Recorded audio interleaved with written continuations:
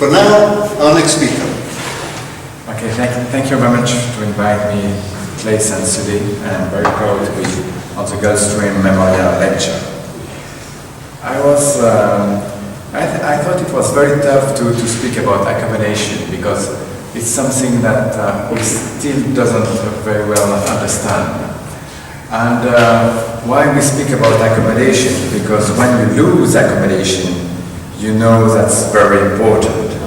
And in Switzerland, as a little country, 7 million of inhabitants, we have already 2 millions of presbyopia. In USA, we have 70 millions. In South America, we have 115 millions. And the number is increasing because the baby boomer become older. And the population want to avoid glasses. And the population has a lot of money. So I think it's very important to know what accommodation means. And like you know, all the lady, when you start to wear a pair of glasses, they sign the 40 age. That's a disaster. So let's go.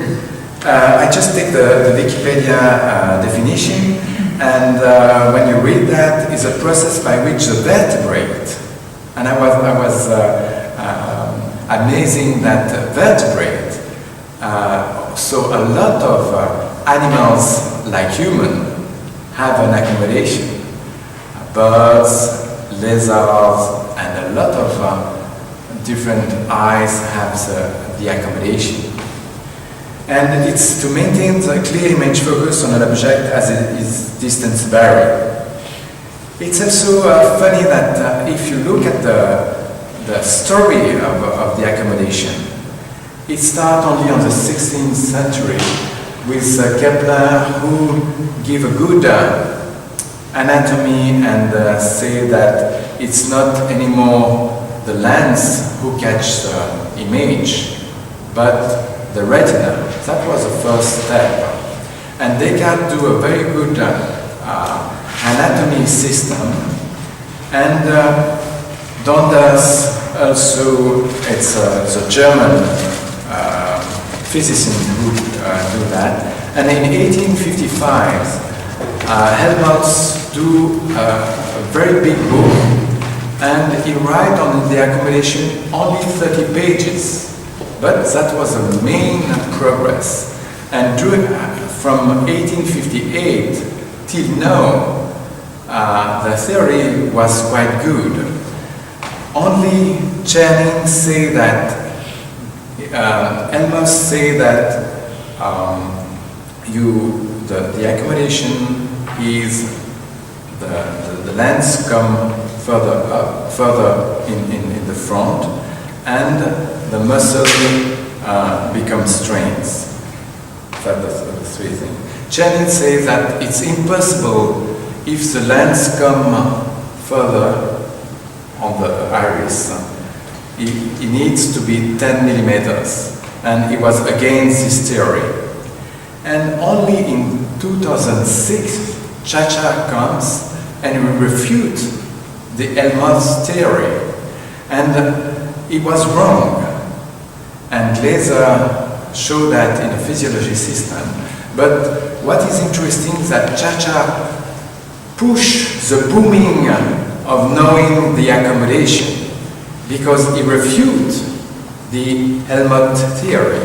So now I read a very good book of the SFOs, the French ophthalmology system, the 18 book, the book, and this conference is on this system. When you look at the anatomy, that's a student system. You can see that the ciliary corpus, iris, and the lens is not very well described.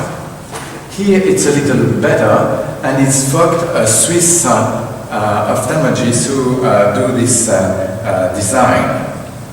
So, what is the anatomy of the accommodation? And it's very simple. You have the sclera, the ciliary body, the sclera spure, which is very important, iris, cornea, lens, and capsule. And we will study all this system. Here, after Shasha say that Elmer's theory was bad, the anatomists start to study a little better all this region.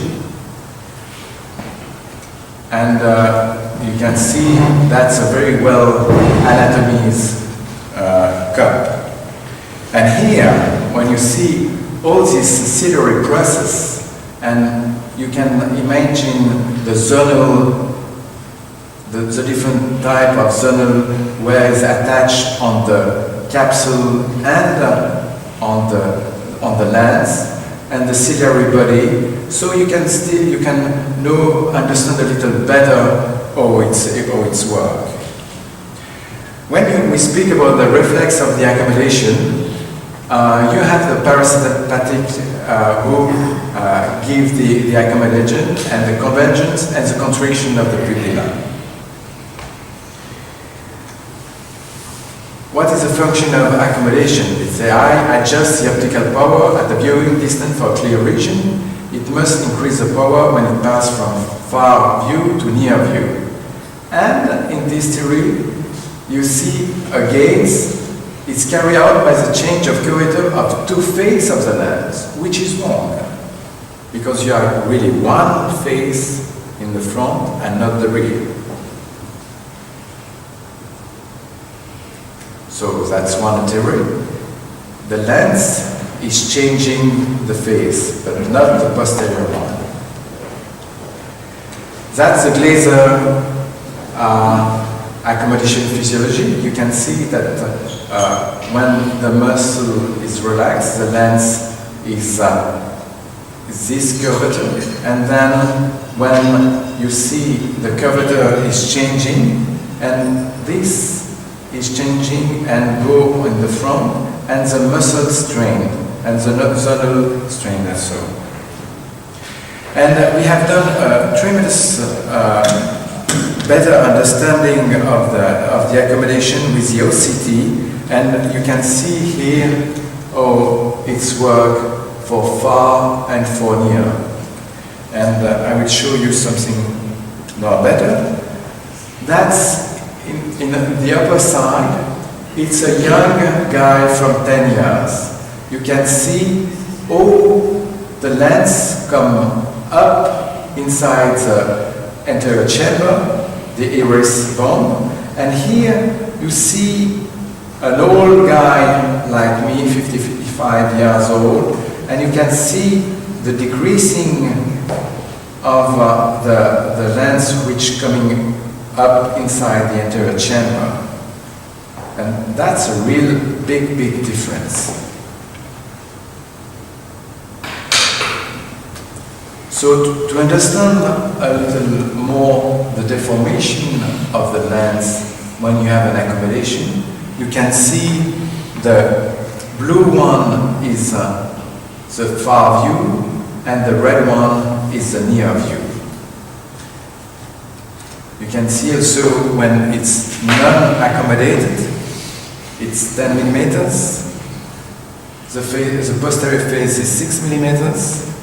When you have the accommodation max, you have 6 millimeters and 5 millimeters of the posterior lens.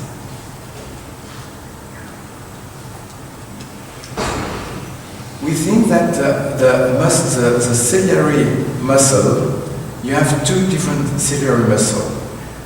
They are not antagonists. You have the ciliary muscle fibers from Müller and the radial muscle fiber from Brücke. They work all together and they are not antagonists. That's something new. When the ciliary muscle contract, the radial muscle contract too, and that's pretty new for me. They're acting on the zonal of Zinn, which relax, resulting of the anterior face of the lens buckled thanks to this elasticity. And that's also something new for me. You have an elasticity inside the lens, and that's why it's so fast. And the lens goes in front. So that's the lens, that's the capsule, and both are elastic. They have a own form, and when you put that all together, you have some force inside the lens. And that's why they react so fast. And I didn't understand that, just I understand that for this presentation. The second thing is that you have your scleral spur, your longitudinal muscle, and the radial muscle. And then you have three types of zonula: equatorial, posterior, and anterior.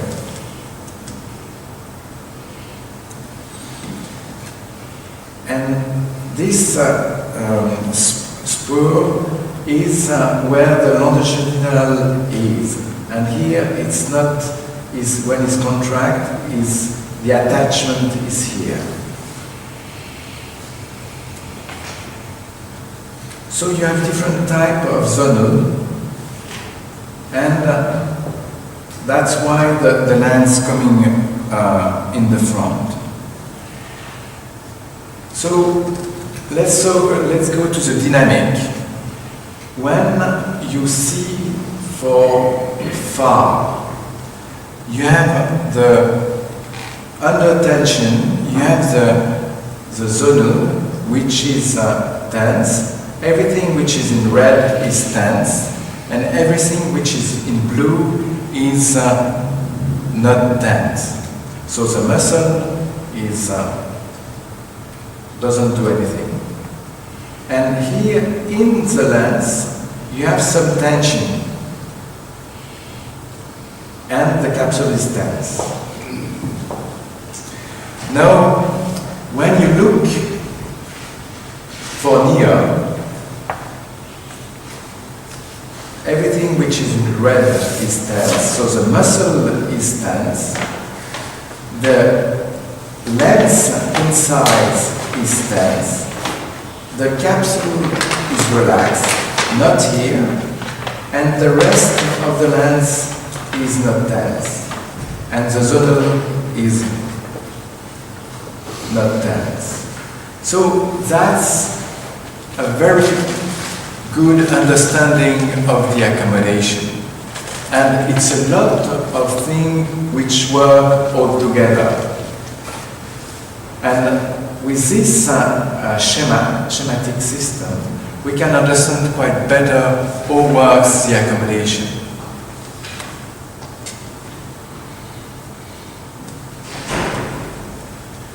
I will just show you again how it's working.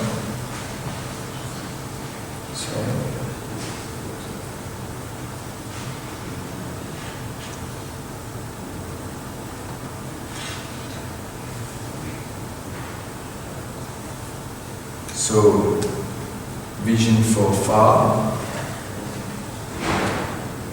muscle relax, then tension, and you have the lens which become bigger and in the front. And vision for far again. And that's the accommodation.